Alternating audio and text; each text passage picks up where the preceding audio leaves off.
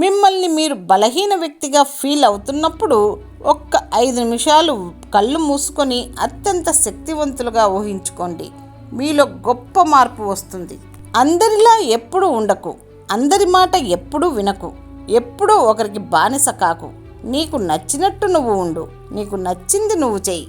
కొత్తగా ఒకటి దొరికినప్పుడు పాతదానితో అవసరం లేనట్లు దానిని ఉపయోగపడనిదిగా భావిస్తున్నారు. అది వస్తువులైనా సరే లేదా మనిషి అయినా సరే. మనది అని ఆ దేవుడు ఒక్కసారి రాస్తే చాలు, ప్రపంచంలో మనం ఎక్కడున్నా మనల్ని వెతుక్కుంటూ వస్తుంది. అది వస్తువైనా సరే మనుషులైనా సరే.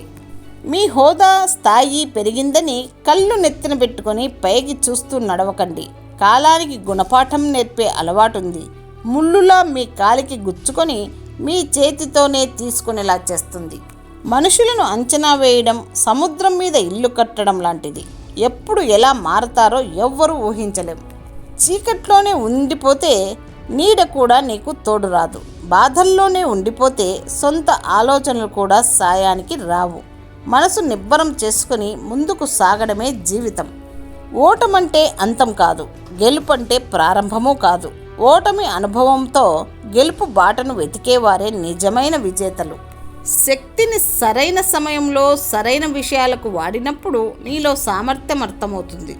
కోల్పోవడానికి తన వద్ద ఏమీ లేని వ్యక్తిని నీవు ఎన్నడూ నమ్మకు. ఒక మనిషి ప్రేమను జీవితాంతం పొందాలన్నా కూడా అదృష్టం ఉండాలి. సమయాన్ని బట్టి ప్రకృతే మారుతుంది. మనుషులం మనమెంత మారడానికి?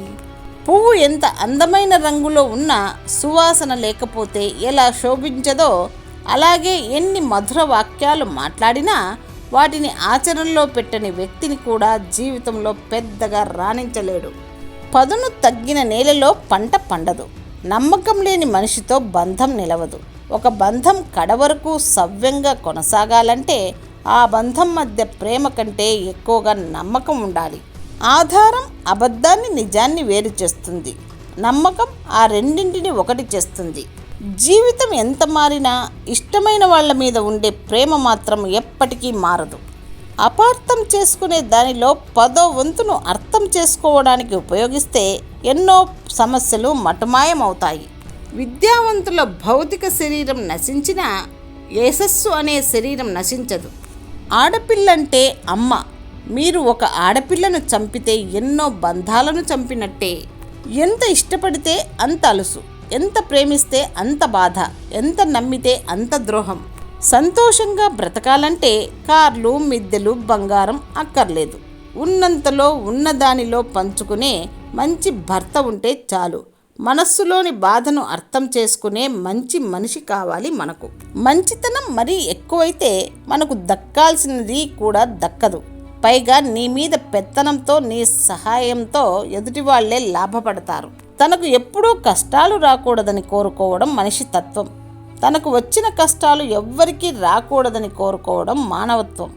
సమస్యలతో తనలాగా ఇంకెవ్వరూ బాధపడకూడదని ఆలోచించడం మహాత్ముల తత్వం. నీ మంచిని కోరేవాళ్ళు ఎప్పుడూ తిడుతూనే ఉంటారు. నీ చెడును కోరేవాళ్ళు ఎప్పుడూ పొగుడుతూనే ఉంటారు. బెల్లం తీయగా ఉంటుంది, చెడు చేస్తుంది. సొంటి చేదుగా ఉంటుంది, మంచి చేస్తుంది. తెలుసుకోవటమే కష్టం. ఒకసారి మెదడు హృదయాన్ని అడిగిందట, నీకు రిప్లై ఇవ్వని వాళ్ళకి నువ్వు ఎందుకు మెసేజ్ చేస్తున్నావని. అప్పుడు హృదయం మెదడుతో ఇలా అంది, నీకు కారణాలు కావాలి, నాకు బంధాలు కావాలి అని. సమస్యలు లేకపోతే జీవితంలో కొత్తదనం లేనట్లే. మీరెప్పుడూ ఓడిపోలేదంటే ఎప్పుడూ కొత్తగా ఏది ప్రయత్నించలేనట్లే. స్త్రీ ఒక్క చూపు మగాడి వైపు చూస్తే లొంగిపోని పురుషుడు లేడు.